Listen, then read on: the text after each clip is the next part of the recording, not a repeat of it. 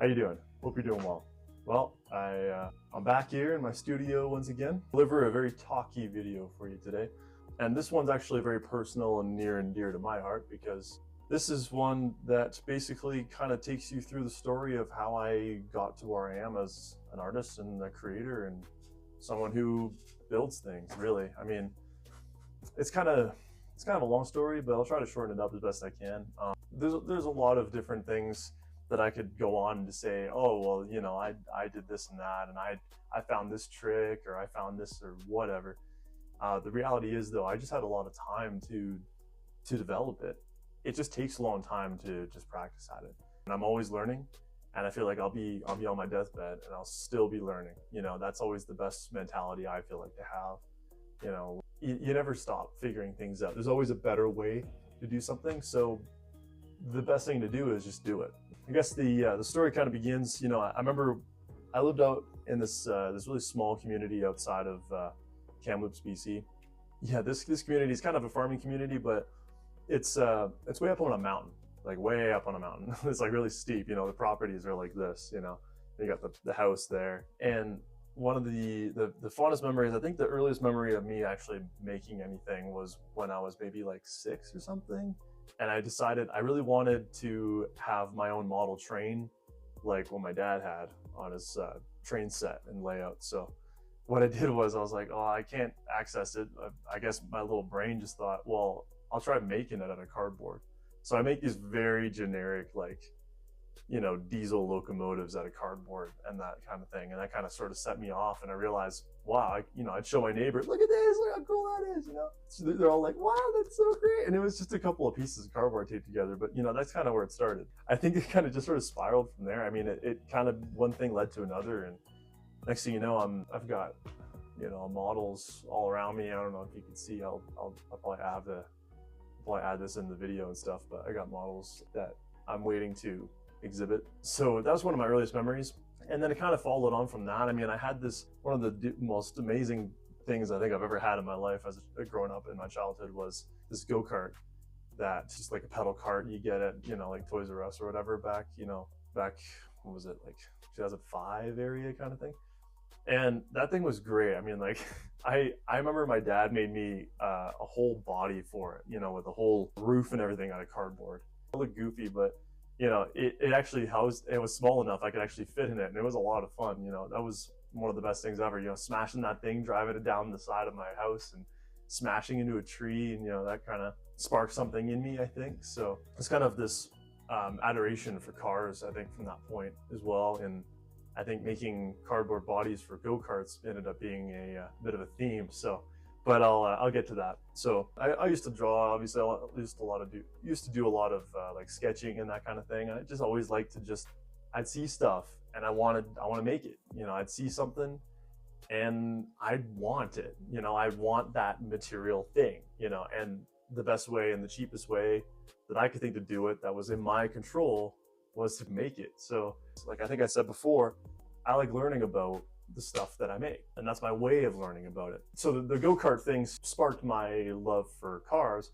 One thing that sparked my love for planes was when I wanted to, when I was a kid, at my other house, when I got a little bit older, I had this like monkey man, it's like little like beanbag monkey stuffy, and I wanted to make a biplane for him to sit in, like, you know, put like goggles on his head or whatever. But I remember one afternoon I was hanging out with my buddy, and I was maybe like 9 or 10 years old. We're like, oh, it'd be so funny if we made a plane for this guy, because we were throwing him down the stairs and stuff. It'd be so funny if we made like a plane for him to like crash in when he fell, you know? So I started taped up this plane that looked, you know, kind of resembled a plane, like the wings made out of like cardboard and like cereal box and that kind of thing. And then, so we take it outside and we throw it out onto the on the lawn. Like, oh my God, he's gonna crash, so crazy. And what I didn't know was, because he was like a beanbag toy, he had some weight to him.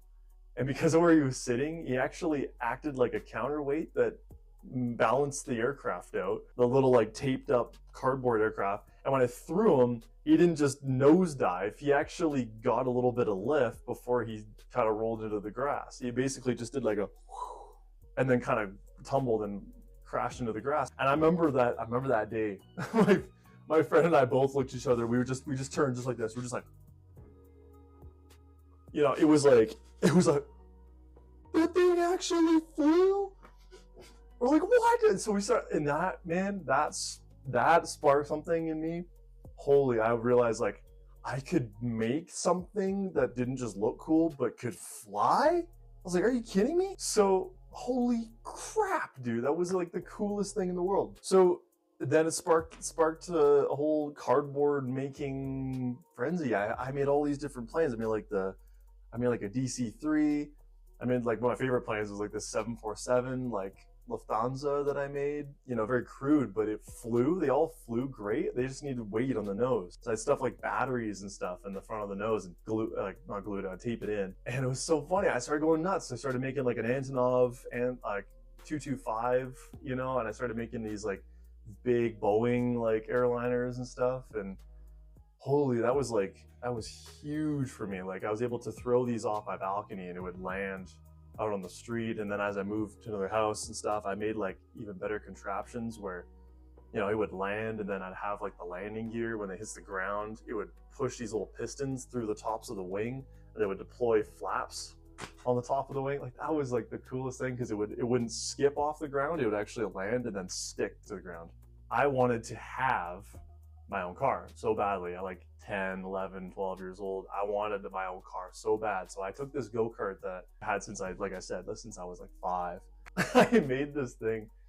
I remember my dad and I, we took it apart and we made our own like wooden frame for it because it was falling apart. It wouldn't fit me anymore. I was getting bigger. We went to put this wood thing together. We had like these these girls, like small pink bike wheels that like sat on the back of them, and it worked. It was able to support our weight and we were able to ride it around. It was actually a pretty comfortable ride, but it still used the steering mechanism on the front. We made it so I could make bodies around it. So I made all different types of bodies. Holy, I made like, one of the first ones I made was like a Coupe de Ville. Then I made like a red Charger, and then I made like a Dukes of Hazzard Charger, police cars, the DeLorean Time Machine, Shelby GT500 from like Gone in 60 Seconds. Like these are all like cars that I saw in movies or something, and I was like, and we used to just beat on those things. We'd smash them, we'd jump them. I remember I made this red Corvette, like a 63, but it was like a convertible, just like Star Trek. I drove it off one of the cliffs near my house.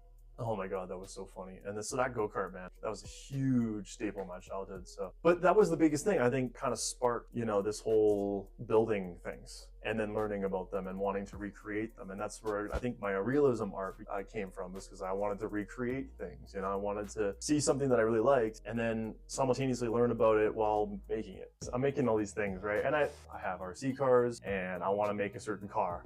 So I make like an Quattro body for my smaller 110 scale car. It's got a bumper piece hanging off, but you get the idea. This is one of my favorites. This one's also got a tube frame in it, and it's actually really sick. It's got the mesh behind the rear of the car, so it can ventilate and whatnot. I got like the tube on the inside. I don't know if you can see that. It's got the like tube frame in there and whatnot. I started making these things because I want one. I don't want to spend hundreds and hundreds of dollars, maybe even thousands of dollars on these things. Probably the biggest driving force to my building. Generally speaking, it was always something that inspired me, that I experienced somewhere in the world, and I wanted it for myself. And that's always how it starts. I remember one of my obsessions were boats too. So yeah, boats were a huge part of it. There was this pond outside in the back where I lived, just outside of Kamloops. We found this reservoir, like this water, like spring water that was, like its own little, marsh in the middle of nowhere. And we were thinking, well, I was really into downhill biking, so we'd always make our own trails with like jumps and stuff. So we hated when people came by and they'd mess up our jumps or destroy our jumps or whatever. We wanted to keep it secret, so we hit this like marsh area, and we thought it'd be cool. Well, nobody knows this is here. What if we made a boat that would float on the water there and see what would happen to it if we just left it there for like months and see if it would like have like growths on it or something, or if it would start falling apart, or like that'd be really cool, So I made this really simple foam boat. It was like a little like cargo fishing, ship or something. It's just made out of like foam pieces, foam chunks taped together. And then suddenly, next thing you know, I'm making Titanic. I always thought I always love Titanic from Ghosts of the Abyss documentary on filming the wreck of the ship, you know, with James Cameron and Bill Paxton. That was actually my obsession with the ship, and that didn't happen from the movie, which is weird. Most people, you know, from the movie, and then they kind of go backwards. You know, I thought it was like just beautiful ship. You know, like this ocean liner era was just, we don't see anything like that anymore. You know, so I kind of got into ocean liners and different like cargo ships, and just like I just love like the weight of them, like that just sheer mass and the size of them, but yet they're so like, you know, kind of elegant in a way. So anyway, I got my first renditions of this thing, the Titanic, out of cardboard. Then I make a second rendition out of wood and a balsa wood, and that was actually pretty good. That one actually was the first one that floated properly. And then I started making another one out of cardboard as a big model, and that one ended up actually being displayed downtown in Calgary. And so that one was okay, but it was big. It was like 9 feet long or something. And this thing was huge, you know, and it was just my obsession. I just wanted to get more and more detail, more and more knowledge about it. Like at this point, I feel like I'm just obsessed with it, you know. And then I ended up making my most recent model, which it's OCD level of like intensity. I mean, it's got every single hull plate counted on the outside of the hull. Original plans from, you know, 1908. You know, they take a lot of time to make, and you know, the fact that I had this experience already, this prior experience of making not only that ship a bunch of times, but all these other things, I'm able to know how to work with material. You know, you just get that experience, you just get like that time doing it, and next thing you know, you get something that very displayable. But again, you know, I'm sure I'll make another one. I even made like a Britannic, the hospital ship, out of popsicle sticks. And that floated because I seal it up with polyester resin and that kind of thing. So yeah, that was remote control as well. Then that goes on to the planes, and then I also start being able to make my own RC planes. And most recently I've got an A6M0 World War II fighter that I made out of foam board. And okay, so what am I getting at with all this? This isn't just a bunch of bragging here. I think if you aspire by any chance to want to make this kind of stuff yourself, I guess, you know, it really isn't one of those like magic pill type things. You just got to do it. You're not going to get it the first time, but you know, give it enough tries. You're going to get something that's pretty dang good. It's going to be plenty good enough for your interest anyway. You know, I think there's something about building something yourself. If you can take apart your car, you know, that you use every day, and you could take everything apart, put it back together, and you know how to fix every single component of it. That somehow, in a weird way, makes it feel more yours. Take something like just raw material and turn it from nothing into something rather than just rebuilding it. That really gives you a sense of satisfaction that, you know, I don't think many other things can. Wow, I just made this. This was literally cereal box before, and now it's a whole ship. If you got some spare time, definitely try it out. Again, no magic pill. You just got to do it. You just got to get some time doing it. I mean, it took me, I'm 26 now. I've been building stuff out of cardboard since I was like 5. I guess that would be about 20 years of just building random stuff that I wanted. And so I'm not saying you need to take 20 years, but dude, the things you can make, holy, like give yourself a few years of just like practicing your craft.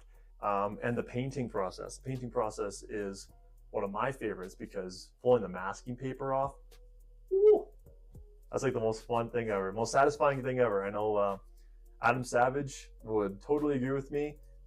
The longer time you take on masking, the more satisfying it's gonna be just to peel that stuff off, man. Oh, dude, it's so good. Anyway, hope this is something that you could take away from here, guys, and just a little bit, I guess, of an introduction to me for my channel, and you kind of know a little bit of the backstory of where I came from and, you know, what I'm interested in. So thanks for watching, guys. I really appreciate it.